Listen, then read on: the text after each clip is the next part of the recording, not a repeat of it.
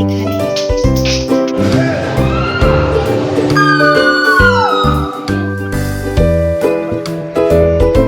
সকলকে জানাই শুভ সকাল এবং শুভ নববর্ষের প্রীতি ও শুভেচ্ছা। তো দিনের শুরুটা ভাবলাম পুজো দিয়েই শুরু করব, তাই পুজো দিতে চলে এসেছি। তো চলো আগে পুজোটা দিয়ে নিই।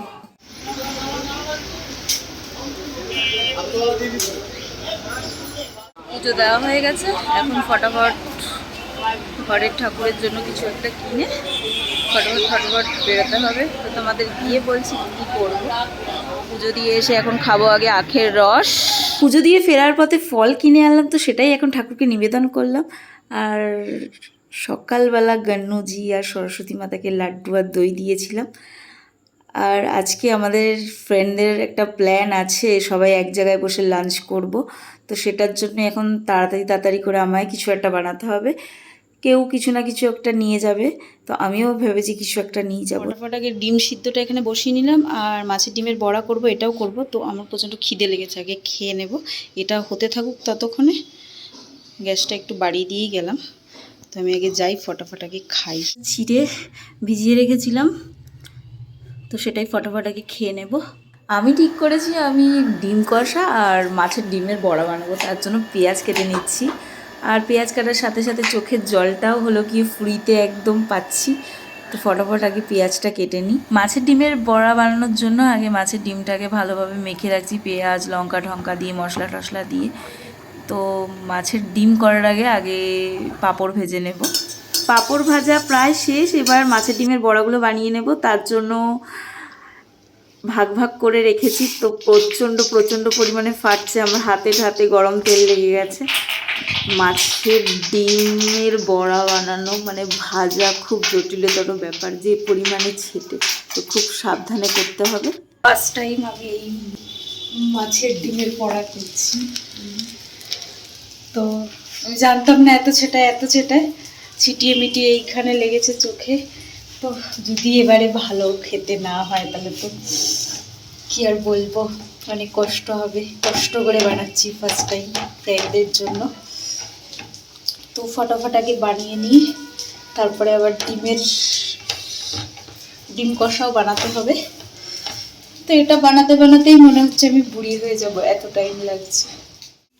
হয়েছে মাছের ডিমের বড়া, আর এদিকে ডিম কষা হবে। তো ডিম কষার মধ্যে একটু আলু দিয়ে দেবো। তো হচ্ছে, জানি না কবে শেষ হবে।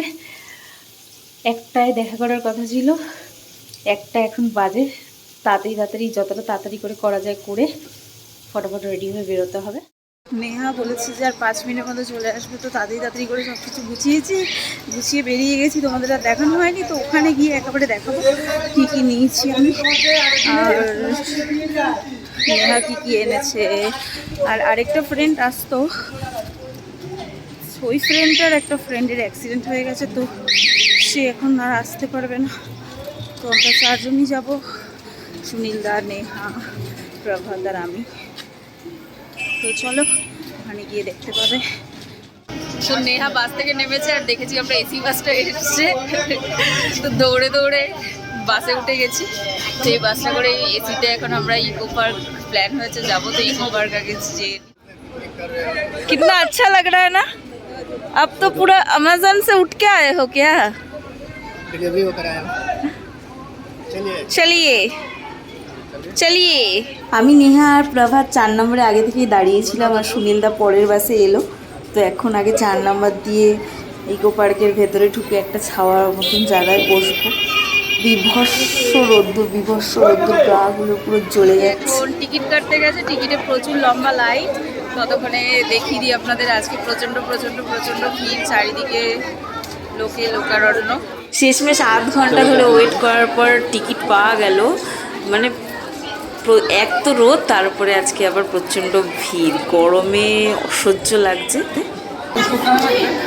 ইধার ইস সাইড মে তো এইগুলো আছে। তো আমরা এখন এই 4 সিটারের এটাতে চড়বো।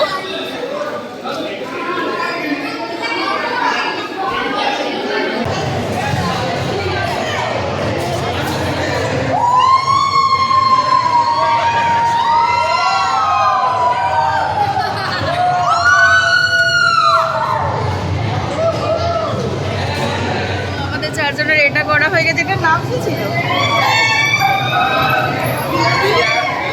আচ্ছা, এটা আমরা করেছি। এখন আমি আর নেহা মিলে VR 360 ডিগ্রি রাইডটাতে চড়বো এখন।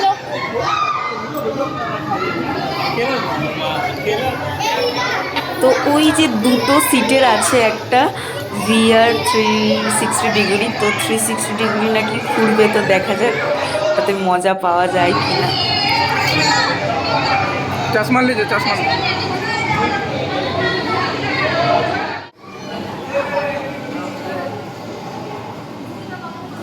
आपकी तरफ से